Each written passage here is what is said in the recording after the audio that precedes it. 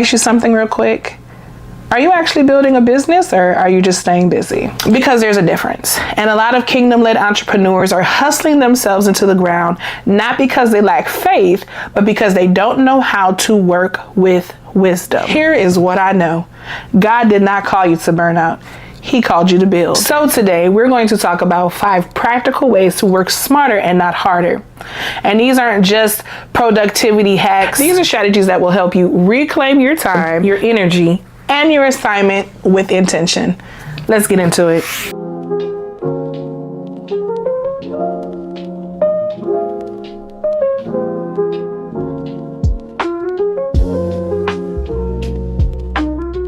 Hey Sticky Bun, and welcome back. And if you're new here, my name is Bree with Briology, owner of Unstuck Coaching and Consulting, where I help coaches untangle their chaos and build with clarity. I'm a systems girly. So let's jump into these tips. Number 1, clarify the assignment before you build the strategy. Here's the mistake I see all the time, myself included. Entrepreneurs building really beautiful strategies for the wrong assignment.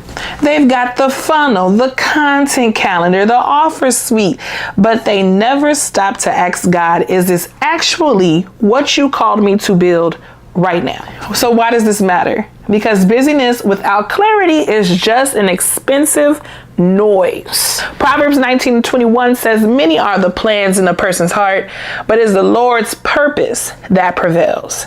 So strategy only works when it's built on the right foundation. So here's what to do instead. Before your next big launch or pivot, I want you to pause and I want you to pray. And in your prayer, I want you to ask, what is the one thing that you are highlighting for me to do this season? Write that down and build your strategy, build your decisions around it. Great. Let me tell you the secret, because this was the shift that I needed.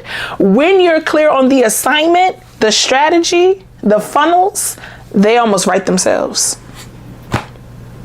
Tip number 2, protect your weekly rest. I know you've got deadlines, you've got clients, you've got DMs to answer. You don't have time for rest.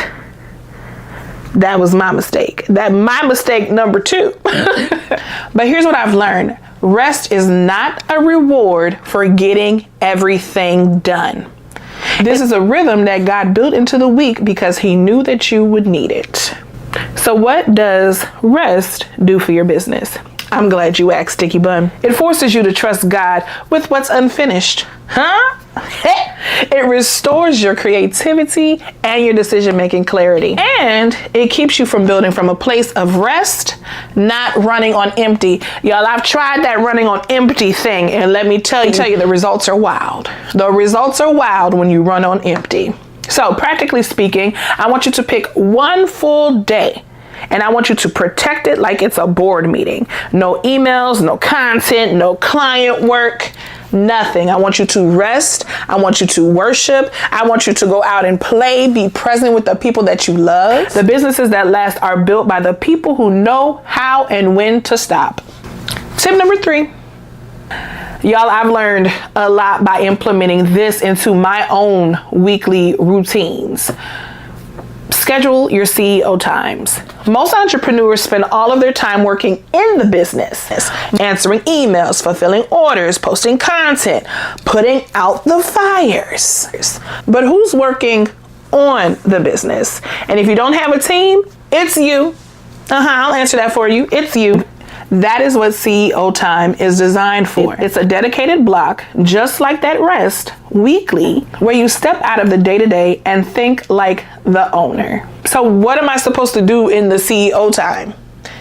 Review your numbers and key metrics. So review how your finances are doing, review how your social media is doing, your orders, all the things. Evaluate what's working and what's not. Yes, do this weekly. It'll save you a lot of trouble come the beginning of the year when you're trying to figure out new year, new me. Okay? Evaluate what's working and what's not. Plan your next week with the intention. I like to plan my content 1 week in ahead. No, let me not lie. I'm trying to plan my content 1 week in advance. Also, during your CEO time, pray over the vision and ask God for direction. This is also a non-negotiable that you should have blocked out in your calendar. It is an appointment. It is an appointment with your business and with God. Start with 60 minutes. I do 90 minutes per week. Turn off your notifications. Close the tabs on your computer and in your mind. Focus. Think. You are the CEO. Start scheduling like one. Come on. Tip number 4. Tip number 4. Tip number 4. Hey, tip number 4. Sorry. Decide once. Execute often. Okay. Listen, here's something that a lot of people don't want to talk about, but decision fatigue is a real thing. And if you're making the same decisions over and over and again, what to post, when to post, when to send emails, how to onboard clients, you are wasting precious mental energy. The fix? Decide once, then just execute. I'm going to say it again. Decide once, then execute. Here are a few examples of what to decide on. Your content pillars. Decide them once. Once, huh? Don't go back and forth every week. Decide them once. Post them every week. Your client onboarding process. Decide once. Document it once. Use that every time. Decide on your weekly schedule. Build it out once. Protect it consistently. Your pricing. Oh, that's going to be a whole separate video. Your pricing. Set your rates. Stop second guessing. Stewardship means being intentional with what you've been given, including your mental capacity. Stop redeciding every week. That's what's holding you up. Start executing. Also, if you find at the end of the week that those decisions didn't quite work out the way you wanted to, and you actually stuck to them, spend your CEO time, go back to that previous tip, and rework the decisions. But just decide. You just need to decide. Tip number 5, create systems once, refine those often. As your coach, I want to be honest with you.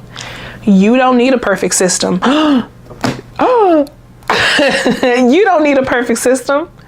You need a working system. The folks make systems so complicated. Systems are just documented ways of doing the thing repeatedly. That's it. And once you have even a basic one, you get your time back. So I want you to start with these 3 systems. A content creation system. How you go from idea to a published post. A client delivery system. How you take someone from yes to results. How you a weekly planning system. How you set up your week with intention. I want you to build a simple version, even if it's just a checklist or a Notion doc. But side note, don't go in Notion if you have a tendency to get distracted. I mentioned that in one of my videos before. So start simple. Use what you created consistently for 30 days. And then after the 30-day mark, refine what's working and what's not working. Then rinse and repeat. Systems are not a sign that you're going corporate. Systems are a sign that you are a good steward, especially for us creatives. Start simple, because as your business grows, your systems grow with it. That's not hustle, that's wisdom. Okay. So let's recap. Clarify the assignment before you build the strategy. Protect your weekly rest, even in business. Schedule dedicated CEO time. Meet with the owner every week and include God. And decide once, then execute often. Create systems once, refine them over time. These aren't just productivity tips. These are ways of honoring God with how you build. Because working smarter isn't about doing less. It's about doing the right things in the right order from the right posture. And that, Sticky Buns, overall is the posture of rest and not hustle. If this episode was helpful to you, I want you to go head over to my website, sign up for the email list, join the Sticky Bun community so you can receive tips and tricks and strategies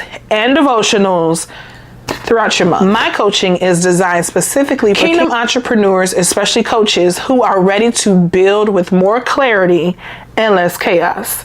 The link is in the description. Go get it. Go get it. And if you found value in this video, do me a favor and share it with another sticky bun who needs to hear it. It might be exactly what they need to hear today. And don't forget, you can't leave here without liking and subscribing. I'll see you in the next one.